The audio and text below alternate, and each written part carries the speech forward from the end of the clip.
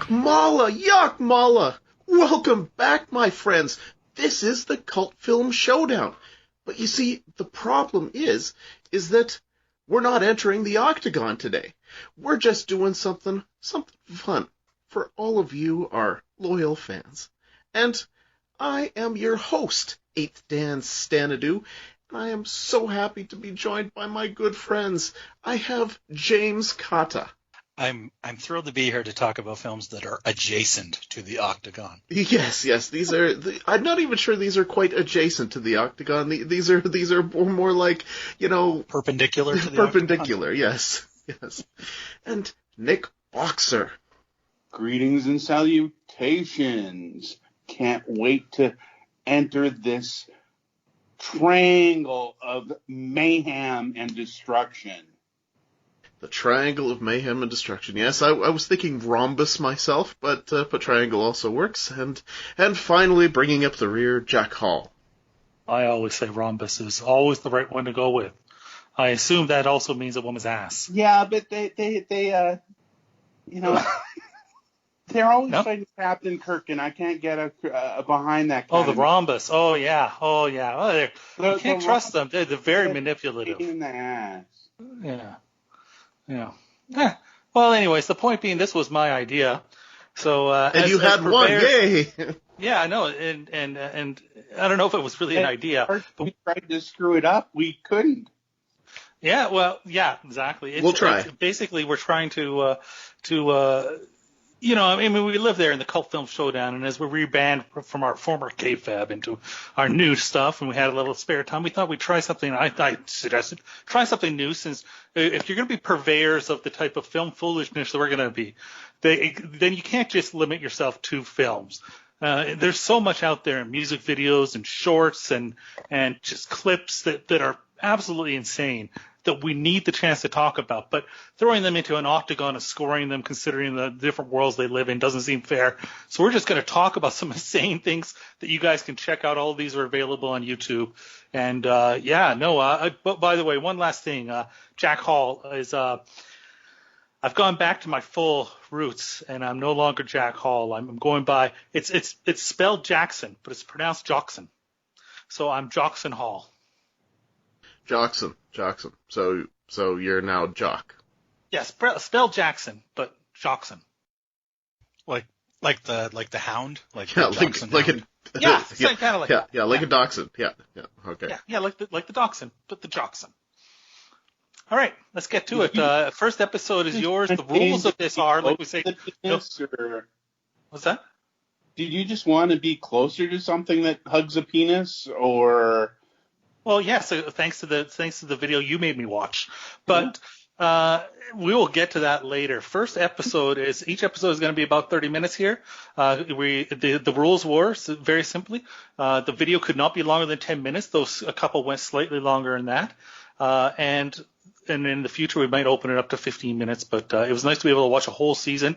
8 clips in less than an hour, which is you can do if you want to follow along. It's going to be 4 episodes here, about 30 minutes, because the rules are we cannot talk about any segment for longer than 15 minutes.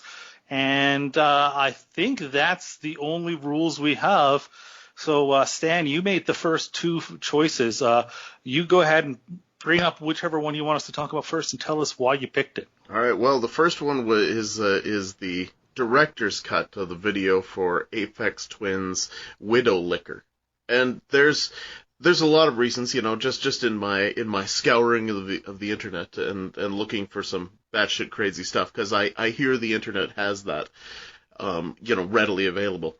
And so firstly, I mean, just by the title Windowlicker alone, that's something, and then a director's cut, that's something else. But more so, it was the fact that everybody was going crazy about this video. So I thought, well, what's the big deal?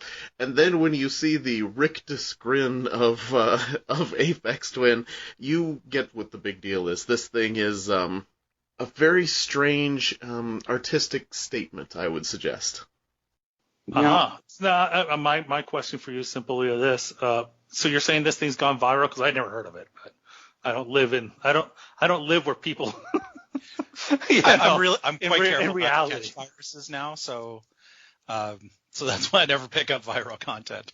Oh, yeah. Yeah, that'll do it. I stay 6 feet away from YouTube at all times. Yeah, there you go. Yeah, that's why I watch it on my TV, because I'm at least 6 feet away from it. But yeah, it's, well, and I know that, that Aphex Twin has done several videos, and they're all of, like, similar ilk. This one is just, the funny thing about it is that it has almost everything that we actually would look for the most part, in one of our movies, just condensed down into a really, really wacky 10 minutes. I was trying to, I wasn't sure what this is. Is this a short film? Is it a music video? Is it? It is a music video. It's like a music style. It's like an 80s style music video where you like, have like an opening and it continues, and it's like, it's like a thriller kind of thing where there's like more than just the song to the music video. Mm-hmm, mm-hmm. Yeah, it opens with, in the first 3 minutes, more profanity than all of Gutterballs had. If you're a fan of the N-word, this is the video for you. Oh yeah, like I watched. In fact, I was pretty convinced all the movies you guys picked pretty much were, well, maybe not for you, Jim, but for the other two guys. I was just thinking they're trying to find the most offensive content to me they can. I had no idea going in, but when I got to the ladies, the hoochies shaking their rumps and stuff with the Aphex Twin masks on, I was just like, yep, no, this is suitable for not suitable for public consumption, but suitable for our consumption. I'm trying to understand here. So Aphex Twin, that's the dude that was dancing? That's correct. And he creates the music, because it's like no words to the music. No, he creates the music, and then it's Chris Cunningham as the director. Okay, and okay, so this was his music, and it's the dude dancing. I wasn't sure if the music was done by the guys at the opening. I didn't know. I just knew this guy came out and he's really flexible, but he can't dance at all. And so I wasn't sure if that was his music or what. I think he could dance. He just couldn't dance in the style that they were going for. Because he pulls off some quite athletic, like, ballet moves in that. Oh, yeah, no, dude's super flexible. I said that. Incredibly flexible. But as far as dancing, things like... tell between him, like, doing, foul gestures with the umbrella. Mm-hmm, mm-hmm. And the jumping around. Plus, could anyone dance to that music? It is not good music. No. It is. It's not even dancing music. Is weird. I thought this was some sort of art thing because, wow. That was just a synthesizer and not like an expensive one. I think it has I thought it was quite good, but I kept waiting for the song to start. It was like it was like the whole thing. Like, I want to come back to the so it's a 10-minute music video, and almost exactly a minute of it is a line of women in bikinis who have been sprayed down with champagne, dancing. The phallic champagne. And jiggling. A lot of jiggling. Yeah. Wearing are they actually masks, or are they digitally replaced? No, faces? I believe they're masks. If you look in the credits. I gotta say, it's like a minute long, and it's probably 45 seconds before I looked at their faces. Something else happened in here. I was distracted by the other things. There was a lot of like shaking and Yeah, my eyes were elsewhere. I got to be honest. But that's the whole thing. That's the part that's insane to me is this. It's like you've taken obviously some gorgeous women and put this incredibly ugly face on them. Put them in bikinis and they're dancing, and then every time I see their face, I'm like, ugh. And I love the fact that, and of course, just jumping back to the beginning, like, so as the two guys, the two, like, Mac guys get pushed off by the like, 300-foot stretch limo that pushes their car off, which is awesome. And then, of course, he gets out and starts dancing, and he has the umbrella, and he does the phallic moves with the umbrella, and they're like, now look at him, he's got an umbrella, Yeah, I guess that signifies. I don't know what the hell it signifies. I have no idea. I have no idea. I have no idea what any of this was. The champagne, like the way he's just jerking the champagne off, and like by the very like right near the end, and it's just like this like spurting of the white champagne, and it's just like wow, very phallic. Yep. Yeah. I still don't know what he was trying to get. What he was talking about. What do you think he was trying to get to there? Go ahead, Nick. Tell us what he was trying to do. Oh, I actually had decided before I started recording this, I can't refer to any of this because, well, to quote General Atbar, it's a trap.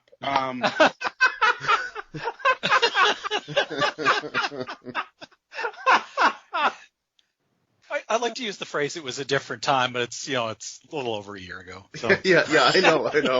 Yes. And the only question I had, the Aphex Twins, is the ugly face thing like a calling card for them? Are there other videos? I think it's just a dude. Are they? They're not a them. They're a singular, right? Yeah, I'm pretty sure it's a singular, and I don't know if that's use whatever pronoun you want. They turn me off. I think it's one guy. Yeah. No, I have never seen a video that purposely tried to push that many buttons in that short of time for so little reason. Yeah, it is a bit focused on its task. It's for sure. Yeah. It's racist, it's sexist, misogynistic, any istic you want. It is in this. Oh yeah, it is. It is all of these things and more. It's all things to all people, really. Yeah. That's right. Yeah. You managed to make a video that's offensive and still appeals to all people. That's there you go. No, yeah, right. So you have to be very careful who you showed this to, which is why the idea that it went viral is hilarious to me. It's just one of those cases, right? Where but it's such a microcosm of that whole rap hip hop culture and like their dancing hoochies in all the videos, and I can say hoochies because that was in the credits for additional hoochie is one of the credits. Yeah. Additional hoochie. Well, there was hoochies in the limo, and then the two women that were getting picked up, were hoochies. Were labeled as that was their credit, hoochies. I think you're right that in some ways not in some ways. I think it is a send up of that genre of video too. Yes. Because it's got this stretch limo that has that's 4 blocks long, and just the dialogue in it is very much sending up that the whole genre. Well, that's what I was going to ask was, do you think that this was scripted? That somebody was like, this is the perfect dialogue, which is, you see, picks up somebody, no, that's one more F-bomb needed here, 2 more N-bombs needed here, and that line is perfect? Or do you think that was all improvised? I don't know. I mean, it would be pretty safe to improvise it in that regard. I mean, it's not like groundbreaking, and they don't go anywhere. I mean, it's just like, I'm a horny motherfucker, need to get my shit up in that fucking, I mean, really, not, I won't go all the way. They're a little more profane than that, but. Yeah, it's true. But. Yeah, you really cleaned it up, thanks. Yes. I do my best. I'm trying to keep this to a hard R as opposed to an X. Oh man! Actually, since I just found out from you that this is not, this is a newer thing. I'm actually a little relieved because it almost smacks of like a legitimate attempt at something that just went horribly wrong. If this had been made in, like, say, 2005, I could almost believe that this was a legitimate project that just was bad. But knowing that they did it on purpose, I think that actually makes it less of what we do and something maybe a little bit more artistic, making some sort of statement. I know what the hell they're trying to say. Does this make any of you want to watch the other crazy stuff that apparently they've done? Oh, absolutely. Yeah. No. No, me either. I am avoiding. I think it's wacky. Again, I think it's got bits in it, but there was a point where I'm like, it's long, but at least it's tedious. To me, it was a train wreck the whole way through. Absolutely no question about that. Yeah. And maybe definitely the music's not to my taste. So I won't say it's bad. It's not to my taste. I don't think anyone could legitimately turn that music on just for listening's sake. I think they could definitely. I would definitely disagree with you on that because I'm pretty sure lots and lots of people have, but that's not what we're here to judge. They're probably like dance gloves, but do you think? Oh, actually, cars. Yeah, I hear. Yeah, that music's probably. I don't know. I don't know how much money they got, but if the limo is how I judge how much money they got, richest man ever. It's just a guy. It's just a guy. I mean, richest dude. We gotta be careful. We're dangerously close to that third rail of kids today and their music. That's right. Yeah, we are. I'm not going there. I have to tell you guys to get off my lawn. You know, yeah, like you know that's a CG limo, right? Well, yeah, really. No way. I wouldn't want a corner in that motherfucker. Let me just tell you that. No, you can only drive straight lines. It's Dobson that I was aiming at there. Yeah, only straight lines if you're in that limo. Yeah. All right. Well, let's move on to my second one then. Yeah, because that one's perfect. We went 12 minutes and 40 seconds. So we're good. We're gonna clear and we're gonna start a new lap. All right, new lap. Well, the other one that I chose was because I just wanted something fun and light and silly. Went to MTV, the MTV well, so to speak, and went with the Joe's Apartment short that they wound up turning the movie out of, and I love this one because it's super cute, super funny, so typical MTV of like when they were doing the shorts and just. You know, all the cockroaches and the funny lines and Joe trying to bring a woman home and trying to keep the cockroaches from, interfering. I thought this was super funny, at least, and a welcome respite after some Aphex Twin. Yeah, I'll give it that. No, I mean, it was so much fun to revisit this, and it really made me want to revisit the movie, which is a great movie and really relaunched Jerry O'Connell's career for, it kind of fallen to the wayside a little bit. And it's a terrific movie. And you watch this and as soon as you watch it, you go, like, it is, I mean, it's a crazy concept. Like if we were scoring this, crazy concept would be high. I'm not sure it would score high in any other category, maybe, but certainly not in WTF because I think it is exactly what it wants to be. But it's like, as far as being fun and cute and like you described it, all that, despite having cockroaches all over the thing, it is. And you sit there and going, okay, where's the next episode? Like it feels like something that should have a sequel and many sequels and be an ongoing thing. And I think it just got turned into the movie, though. I don't think there's any other episodes, is there? No, there isn't, and that is the weird thing because it's ripe for being able to tell different stories of, like, even if it's not like a woman coming, but like the plumber coming into Joe's apartment, or just all of these different things. Joe rents a video, brings it back to his apartment, and but you could do like follow up a few different dates, and then you finally have the date with the person who enjoys it, and then there's something else that ends it. Like there's a ton of stuff you could have done. Yeah, because this would have been about the time of Beavis and Butthead and that kind of MTV content, right? Yeah, like Liquid. What was it called? Liquid something. Liquid TV. Liquid television. Yes. Liquid TV. Yeah. Yeah. So it's like what? 1994, maybe somewhere down there. Was that there, Nick? I was just gonna say that I just before even anyone mentioning this film, I was just thinking I miss Liquid TV. These weird little shorts. And that's what I was kind of hoping this whole concept was going to be. But, it's hard to find, like, really good, like, 3-minute, like, funny or entertaining or weird things to watch in rapid succession. I think there's a hole in the market there. If somebody out there is listening that actually makes legitimate TV and like that, I really think this could take off. Well, that video flow thing kind of disappeared. Like the idea, like that you would just have a pile of stuff on for the day, as opposed to, it just ended up back at blocks of programming, and there's no real place for this kind of stuff in that. Mm-hmm. And I mean, even the feature film of Joe's Apartment, I think MTV, I mean, it barely made it onto DVD.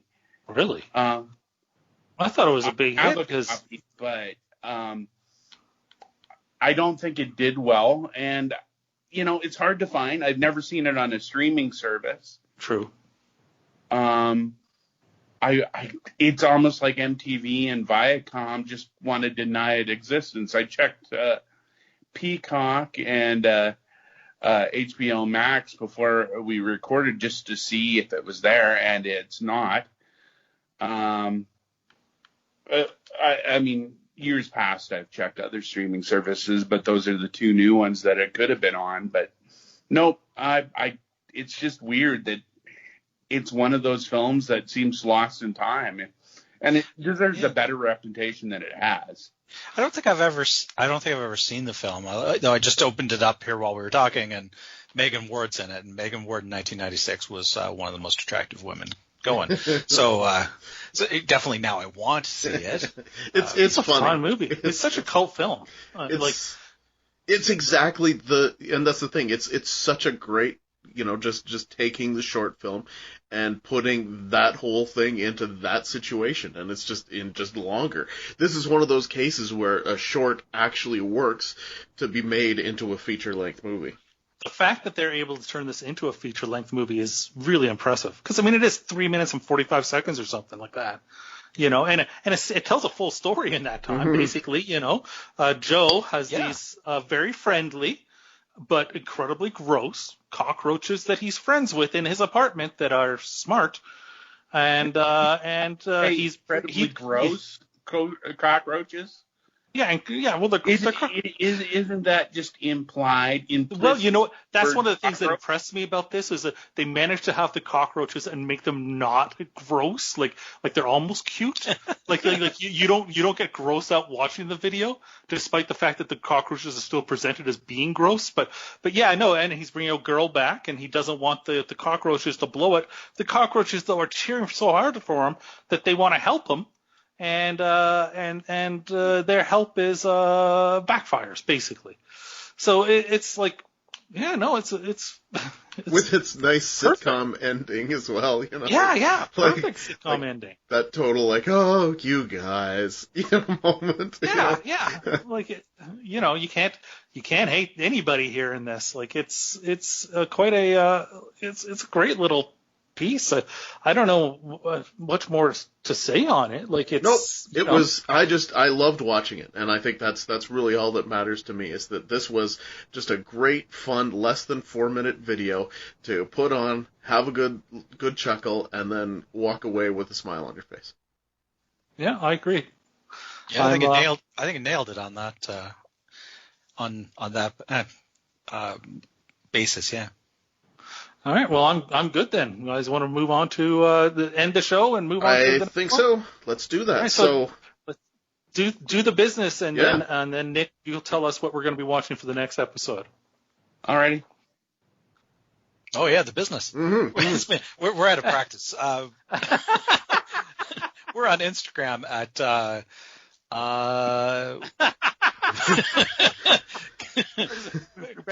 Cult Film Showdown. Cult Film Showdown is what we're on Instagram as. Also, we're sponsored by WeTalkPodcast.com, which is the home of the Octagon, which these films are not in. The Octagon is our search for the ultimate feature-length B movie. And also, We Talk Podcasts has a Facebook and they have a Twitter. All right, Nick, tell us about the two movies, and then we will exit this show. Not too much detail. You'll do that next time when you introduce them. Just tell us quickly what they are. All right, they are Rappin' for Jesus and a short film on sex, a short shall we call it a WW2 training film entitled "We Must Defeat VD." Yes, we must. There is absolutely no question about that, and it's shown me so much more. But we'll get into that. And all right, so thanks for listening to this part, at least, of us returning as Cult Film Showdown. So for Jim and for Jack and for Nick, I am your host, 8th Dan Stanadu, and join us next time on Cult Film Showdown.